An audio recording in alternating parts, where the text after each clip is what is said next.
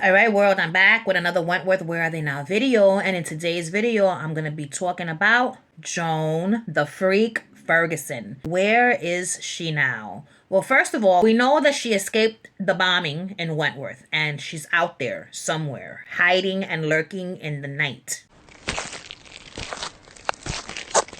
She's trying to be in hiding. She's doing a damn good job of it so far. She's like in a place similar to where she was when she was first in hiding. You know what I'm saying? How she was living amongst the homeless people and shit like that.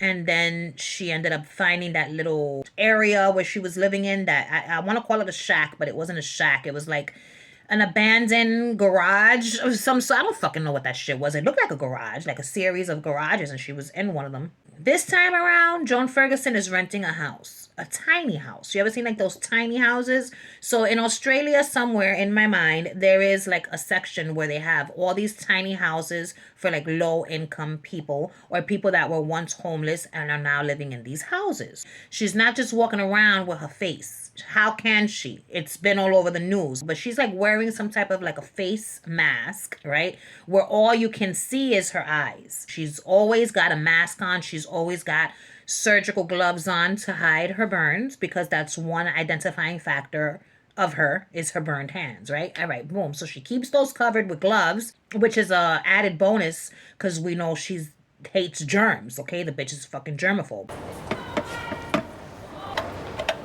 You're not making a mess. So she walks around like this so nobody knows who the fuck she is because, you know, all they see is her eyes. She had money buried underground somewhere. She goes, when she escaped, she went and she got her money, right? She rented this fucking house. But it's not all peaches and cream for Joan Ferguson. And I'm going to tell you why. Because Frankie knows that Joan Ferguson has escaped the prison. She doesn't believe for one fucking second that Joan Ferguson died in the bombing. No. So Frankie gets together with Will, Vera, Jake, fucking Maxie, Doreen, Fletcher, every single character that's no longer behind bars, that's living in the free world. They all meet up one day as per Frankie's request. You know what I'm saying? She sends these emails to everyone and they all meet up like in a park somewhere. So now they're all congregated in a fucking park and they're talking about, yo, this bitch is alive. And Vera's like, no, she's not. She's died in the fire, in the bombing. And Frankie's like, don't give me that shit, bitch. You know Joan Ferguson. So Vera's like, you know, she saved me. I have to keep it secret that she's alive. So Vera wants no parts. She just doesn't want any parts of this. But everyone else is like, you know what? You're absolutely right. We never found her carcass. So she's got to be out there somewhere. So they join forces to try to find the freak. Operation Find Joan Ferguson and take her out. So that's what they're doing. They go on this quest throughout Australia. You know what I'm saying?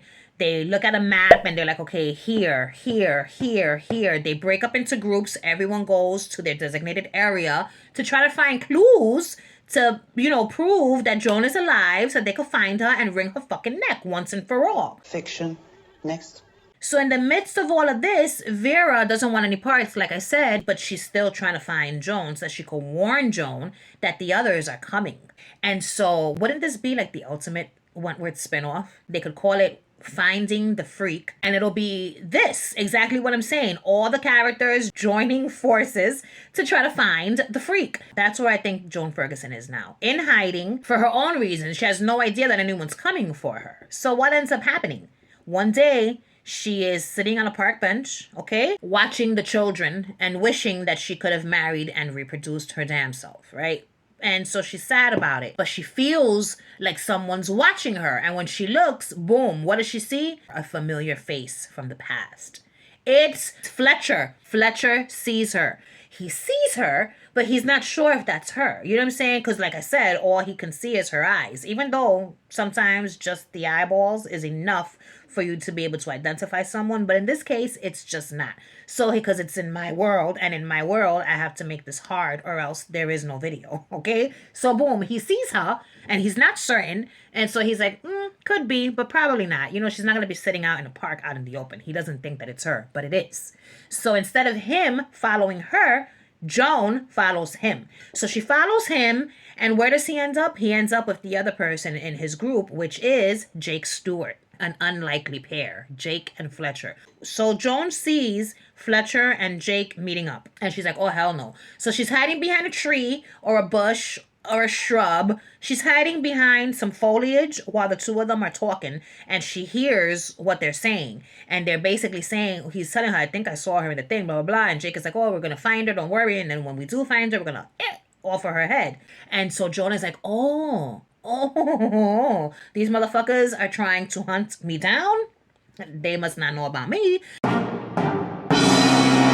What happens? Joan decides to turn the tables on them. And now instead of them hunting her, she begins to hunt them. So one by one, they start dying. First Fletcher, then Jake. You know what I'm saying? And like, you know, well, not all of them. Maybe not all of them. Maybe just Fletcher and Jake die. And then the first person dies. The group is like, okay, this is terrible, but you know, maybe it was just an accident. But then when the second person dies, that's when they're like, she knows we're hunting her, and she's gonna kill us all one by one. Vera comes. Vera finds Joan. She tells Joan A, B, and C is happening, which means they're coming for your ass, right? What do you think happens next? Vera joins forces with Joan Ferguson to try to help her escape. And that's exactly what happens. Vera rents a sports utility vehicle and takes Joan Ferguson from Australia to... Oh, you can't drive from Australia to like another continent, correct? That is correct. Okay, so this is what happens. Vera ends up getting some fake documents for Joan so that she's able to board a plane. Not only does she get her fake documents, but she gets her prosthetics, okay? They get her like some prosthetic shit to put on her nose and some fake tattoos to put on her hands to cover the burns. And that way she's able to pass TSA, okay, in the airports without her face being seen. You know what I'm saying? Because they have her face everywhere. Watch out for this woman. What? No, they don't, because they think she died. They don't have that. So no, she doesn't have prosthetics. Oh yeah, she gets a prosthetic nose put on just so that she doesn't look exactly like herself. So that even though people think she died, all it takes is one person to be like, there she is right there. You know what I'm saying? And then she's right back in the fucking penitentiary. Vera goes with her on the flight to make sure she's going to get situated in her new country, on this new continent rather, not a country. She's taking her to another continent. Where does she take her? She ends up taking Joan to Japan, all right? And there's a lot of people there. Or should she go to China? No, she's going to Tokyo. She's going to Tokyo, Japan. And that is where Joan is deposited, okay, in Japan to live there amongst the Japanese. And Joan Ferguson loves it. Here, she can just be alone because Joan really doesn't like much interaction with human beings and their filth. You know what I'm saying? So she rents a little nice house in the Kyoto district. Is that a district? In the district of Kyoto. And on evenings, she goes and indulges in soup dumplings and ramen noodles. She loves it so much. And she's just living her life in Japan. And nobody knows her. Nobody recognizes her. The people in Australia that were out to look for her and get her, they're just like, yo, this bitch, you know? Vera speaks with them when she comes back after situating her. And she's like, You know, I told you, it wasn't her that killed Jake. It wasn't her that killed Fletcher. She's just dead. These were freak accidents. Let this go. And so eventually they give up, except for Frankie. Because Frankie deep down inside knows that this bitch is alive. And so, does Frankie spend the rest of her days trying to find and track the freak down? I doubt it, but she knows that she's not dead. She just doesn't believe it. But the freak is now a free woman in Japan, like I said, Tokyo.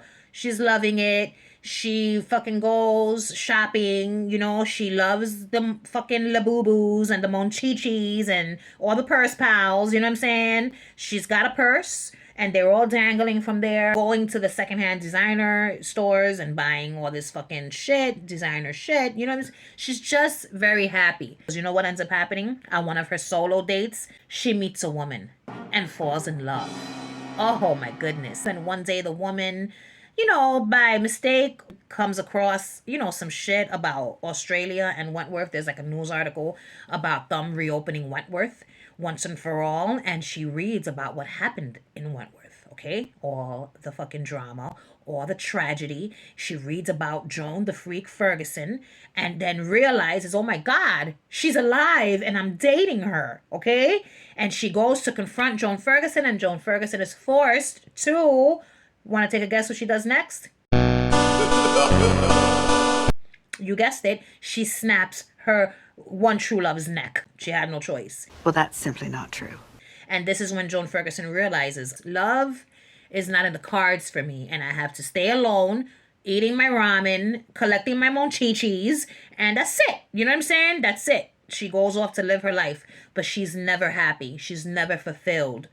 And poor Joan, man. All right, so that's it. Those are my thoughts for where I think Joan Ferguson is present day 2025. What about y'all? Where do you think she is right now? Do you agree with the scenario that I have made up in my mind, or do you have a better idea? Let me know everything in the comments down yonder. So if you enjoyed this video, don't forget to like my shit, subscribe to my channel if you've not yet already, and if you do subscribe, don't forget to turn on the post notification bell so you can be alerted when I post videos in the future. Did I say thank you for watching? I don't know, but thank you for watching. Goodbye.